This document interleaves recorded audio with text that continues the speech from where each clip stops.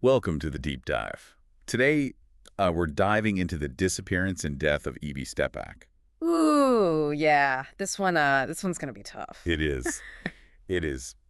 This 18-year-old vanished from Little Rock, Arkansas back in 2015, and it's just left behind. So many questions. Yeah, so many unanswered questions, and a family that is just desperate for the truth. Absolutely. And it's a case that really gets under your skin, you know? I mean, we have news articles, we have interviews. There's even a whole true crime podcast episode, Oh, wow. all dedicated to just trying to figure out, piece together what happened to Ebie. Yeah, what happened to her? Yeah. So let's start with who Ebie was. Hmm. Imagine a young woman voted to her high school homecoming court as a freshman. Homecoming court as a freshman. Yeah. Wow. Loved spending time with family, getting her hair braided by her grandma, jamming out to Britney Spears. That's so sweet. I know. Yeah. That was Ebie, Yeah. pretty typical teenager. Yeah, the sources really paint a picture of a girl just navigating those tumultuous teenage years. A new school, new friends, experimenting with drugs and alcohol. It happens? The typical, clashes with parents. Oh, yeah, Yeah. for sure. And sadly, this is where we start to see a shift in Ebie's life, Yeah. kind of a downward spiral that ultimately leads to her disappearance. Yeah, and 3 weeks before she vanished, Ebie moved out of her parents' house and started couch surfing. Oh, wow. And during this time, she also confided in her parents about this really terrifying experience, Oh, no. being assaulted by 4 men who allegedly recorded the incident. Oh, my gosh. I know. Can you imagine the fear and vulnerability she must have felt? I mean, it's a pivotal moment in the story. Right. Not only was she dealing with the trauma of the assault, Yeah. but she was also so worried about not being believed. Of course. She wanted to retrieve the video before going to the police, Wow. which speaks volumes about the difficult position that she felt she was in. Absolutely. And there's another detail that just adds to this whole mystery. Ebie actually made 2 calls to the Little Rock Police Department that very night. At night. That night. Okay. Each call lasted about a minute. So 2 one-minute phone calls. Yep. Okay. But here's the catch. The police claim to have absolutely no record of these calls. What? I know. How is that possible? I don't know. It immediately raises serious questions about how this was handled from the start Oh, yeah. and whether crucial opportunities were missed right from the beginning. Absolutely. Okay, so on October 25th, 2015, Ebie called her brother, Trevor. Okay. She sounded disoriented, claimed to be outside his house. Outside his house. And then nothing, she's gone. Gone. She disappeared. And of course, the family was frantic, right? Yeah. Immediately started searching. Of course. But their efforts were met with roadblocks. Oh, no. Initially, they were told by the police that they couldn't report Ebie missing for 12 hours, What? which, as it turns out, was false information. Oh, my gosh. Talk about a frustrating and agonizing delay. Absolutely. And to make matters worse, the police initially treated it as a runaway case. A runaway. Yeah, they just assumed she'd come back on her own. Which is strange, considering the sources all highlight that Ebie had no history of running away. Right. So this raises the question of whether the police's perception of Ebie, perhaps colored by, her recent rebellious behavior, Right. influenced their response. Yeah, I mean, did they think, oh, she's just a troubled teen, she'll come back? Right, exactly. Yeah. Like, they already had this idea of her in their minds, it Yeah. seems like. Okay, so days later, Ebie's car was found in Shalamont Park, Oh, okay. and a security guard discovered it and called the police. Okay. But incredibly, they never showed up. They didn't show up. No, he waited 2 hours for them. Wow. Now, think about this. The car was backed into a parking space. Backed in. Backed in. Okay. Completely out of gas. Yeah, okay. The battery was dead. Dead battery. And the keys were in the ignition. Keys in the ignition. It's a collection of details that just scream, something's wrong. It's like a scene from a movie, except this was real life. Right. These were huge red flags that seemingly went unnoticed. Like nobody even thought about it. Yeah, it's unbelievable. It's unbelievable. And this is just one example of a string of missed opportunities that just plague this case. It's crazy. Later, the security guard revealed he actually had dashcam footage of Ebie meeting a man in the park multiple times in the weeks before her disappearance. Oh my God. But guess what? What? Because of the dashcam's recording policy, the footage was automatically erased. Are you kidding me? I know. It's unbelievable how much potentially vital evidence was lost. I know. They had the car. Yeah. They had a witness who saw her with someone. Right. But it all just slipped through their fingers?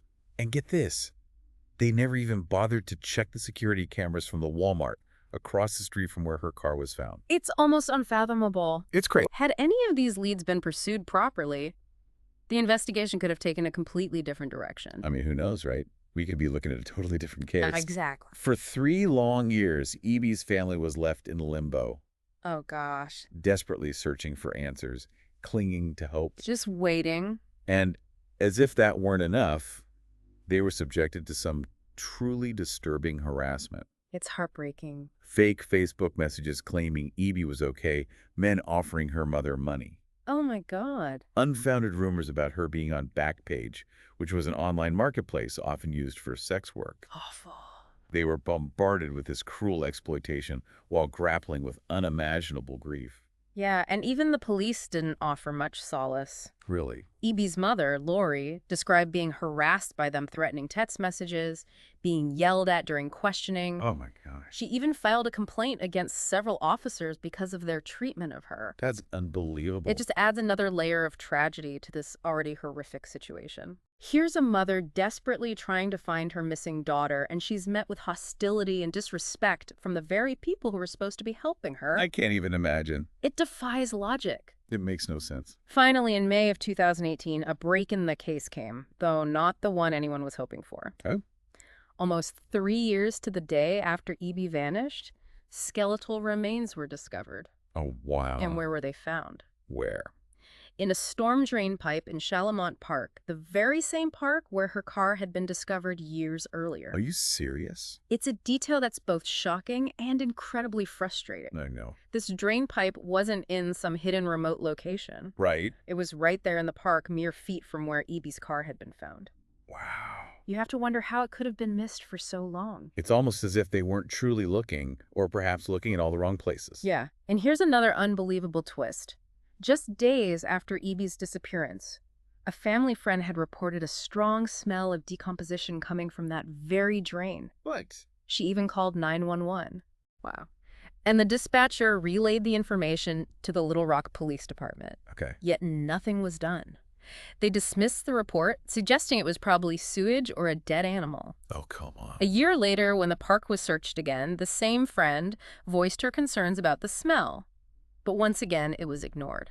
You've got to be kidding me. It's a cascade of missed opportunities, one after another. That's unbelievable. They had the car, Right. they had a credible report of decomposition, Yeah. and the drain pipe was right there in plain sight. Right there. It defies explanation. It gets crazy. When we connect these oversights to the broader context of the case, it really raises serious questions about the thoroughness and competence of the investigation. Right. Were they simply not looking hard enough? Yeah. Or were they blinded by preconceived notions about Ebie and her circumstances? Yeah, like were they just writing her off? And it seems like it, right? It's a devastating thought, and it leads us to the next chapter of this story. The family's decision to take matters into their own hands. Wow, I can't wait to hear about that. Yeah. This is already so crazy. It is wild. Just unbelievable. It is. With the police seemingly hitting dead end after dead end, Yeah. Ebie's family decided they had to take matters into their own hands. Makes sense. They hired a private investigator Okay. who was unfortunately ignored by the police. Oh, wow. But they didn't stop there. They also brought in an IT specialist Okay. to analyze Ebie's online activity. See what she was doing, leading up to, Right, to exactly. her disappearance. And that's when things got really interesting. Okay. Their independent investigation uncovered some incredibly revealing information. Okay. In the 48 hours before her disappearance, Okay. Ebie's internet searches showed a desperate plea for help. Really? She looked up a friend's address, maybe seeking refuge. Oh, wow. Then she researched I was recorded without my consent Oh, my God. and how to file a police report. These searches paint a clear picture of a young woman who was deeply troubled by the alleged assault and actively seeking ways to address it. Remember how her stepfather suspected she might have tried to get the video evidence herself before going to the police? Yeah. Well, it turns out Ebie did contact the men she accused. Oh, my goodness. It seems she was trying to take control of the situation in any way she could. Yeah. It's both heartbreaking and incredibly brave. It is. While the content of those messages remains sealed, Right. sources reveal they included threats to go to the police. Oh, wow. This supports the theory that she may have been trying to retrieve the video, Okay. but that's not the only bombshell that came from their independent investigation. What else? Remember how the police never searched the phones of the men Ebie accused? Yeah, that always felt like a huge oversight. Well, the family's IT specialist discovered another disturbing detail. Okay. Someone logged into one of Ebie's social media accounts long after she was already missing. After she was already gone? Yeah. So who was it? It was Ebie's boyfriend at the time, Okay. Eric. He had remained silent about the case for years, but finally appeared on the Dr. Phil show in 2023. Wow, that's so interesting. This raises so many questions. It does. What was he doing logging into her account? Right. Did he know something? Yeah. He never publicly explained his actions, Okay. and his statements on the show were a bit confusing. Oh, no. He initially said he last spoke to Ebie the day she vanished, describing her as scared and not okay. Right. That aligns with what her brother said. Yeah. But then he mentioned Ebie coming to his place after the party on the 24th, and that she was not normal then either. Okay. This is the first we hear of anyone seeing Ebie right before she disappeared. Yeah. And it's unclear whether this visit happened before or after the alleged assault. Wait, so this is a whole new piece of the timeline? Yeah. That wasn't on the police's radar? That's right. And there's another intriguing connection. Okay. Eric mentioned that Shalamont Park was Ebie's happy place, Interesting. and that he had been there with her before. Hmm. Remember the security guard's dash cam footage showing Ebie meeting a man in the park? Yeah, so is it possible that man was Eric? It's certainly a possibility worth considering, How? but unfortunately without that footage, Wow. it's impossible to know for sure. Oh, man. So much of this case hinges on what could have been, Yeah. on evidence lost, Yeah. and leads unexplored. Yeah, It's just heartbreaking. it is. And as it stands today, Okay. Ebie's case remains unsolved, Wow. though not technically cold. Okay. The detective who found her body, Right. Tommy Hudson, Okay. since resigned from the force. The family seemed to really respect him. Yes, they credit him with revitalizing the investigation and finally finding Ebie. Good. He even acknowledged that critical errors were made in the early stages of the investigation. Wow, so even he admitted it. Yeah. Sadly, though, he never revealed Ebie's cause of death, Oh, really? citing ongoing investigation. But there's another theory out there. Right? Yeah. And it's a particularly disturbing one. Ebie's mother recently shared that some police officers believe Ebie took her own life Oh, my God. by entering the drain pipe. That's hard to imagine. Yeah. It's a heavy manhole cover, Right. a narrow pipe, Yeah. and she'd have had to crawl 70 feet to where her remains were found. That's a long way. It is. This theory raises more questions than answers. Definitely. And both Ebie's family and friends vehemently reject it.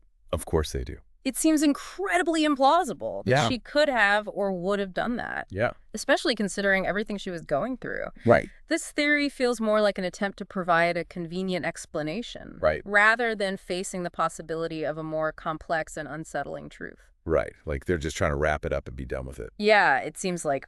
And it's crucial to remember that we're dealing with a young woman who had just experienced a traumatic event, Yeah. was actively seeking help, Right. and expressed fear for her safety. So what does this all mean? Where do we go from here? Yeah. The case is unsolved. There are these conflicting theories Right. and so many unanswered questions. Despite the police department's failings, Yeah.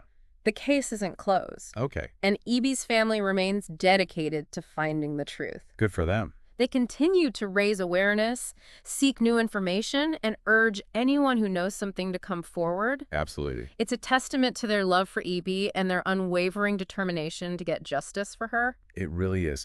And this is where you come in. That's right. By listening to this deep dive, I you're know. becoming part of Ebie's story. You are. You're helping keep her memory alive Yes. and potentially contributing to the search for answers. It's amazing how, even years later, Right. sharing these stories can make a difference. For sure. Absolutely. It is. Sometimes the smallest detail Right. can crack a case wide open. Right. Someone out there might have seen something, heard something, or know something. Yeah. That could be the missing piece of the puzzle. Absolutely. Yeah. So if anything in Ebie's story resonated with you, Right. if you have any information, Yeah. no matter how insignificant it may seem, That's right. please don't hesitate to contact the authorities or the family's tip line. Absolutely. We never know. You might hold the key to solving this heartbreaking mystery. It's also important to recognize the broader issues at play here. Okay. Ebie's case highlights the urgent need for better police training and procedures, Yeah.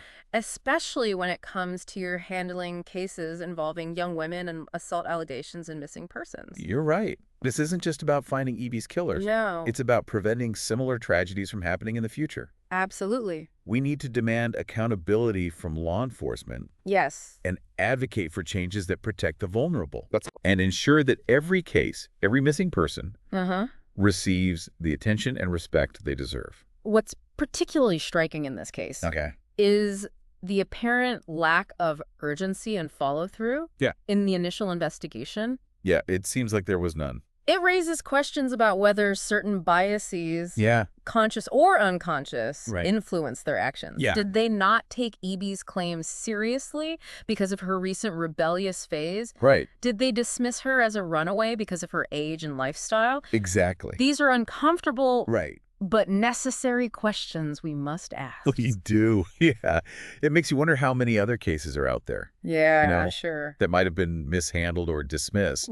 Because of similar biases. Absolutely. And how many families are still searching for answers because their loved one's case wasn't given the priority it deserved. Yeah, it's a chilling thought. It is. It is. It really is, and it underscores the importance of, raising awareness, of holding those in power accountable, and advocating for systemic change. Absolutely. We must continue to push for justice, not just for Ebie, but for all victims of violence and negligence.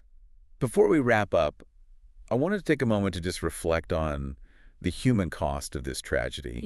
Behind the headlines and the investigative details, there's a family that's been shattered.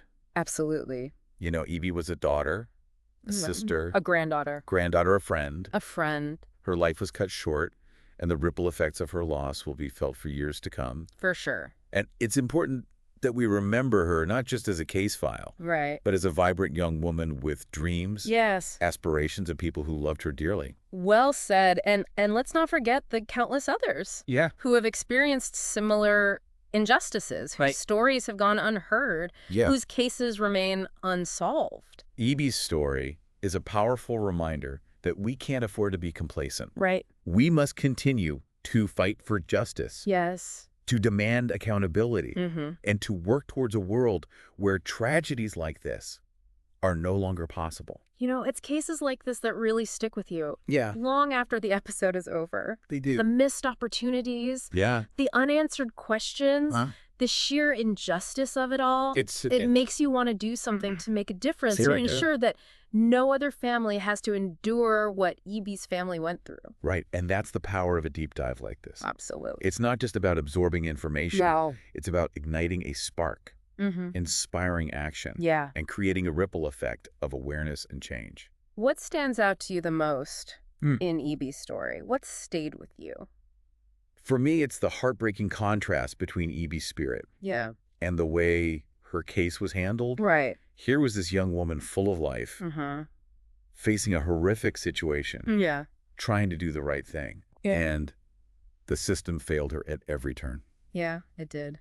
It's a stark reminder that we can't take justice for granted. We have to fight for it, demand it, and work tirelessly to create a system that truly protects and serves everyone. That's a powerful takeaway. Yeah. And it's a call to action for all of us. It is. We can't let Ebie's story be forgotten. Right. We have to honor her memory by continuing to seek justice. Yeah. And by working to create a world where her tragedy is never repeated. Absolutely. And for our listeners, we challenge you to think about what you can do, however small, to make a difference. What can you do? Share Ebie's story. Yes. Support organizations fighting for justice reform. Speak up against injustice whenever you see it. That's right. Together, we can create a world where everyone feels safe, heard, and protected. And here's a final thought for you to consider. Okay. If Ebie's initial report of assault had been taken more seriously, could this tragedy have been prevented? It's impossible to know for sure, but it's a chilling question. It is. That underscores the importance of believing survivors. Yes. Responding with urgency. And conducting thorough investigations. Absolutely.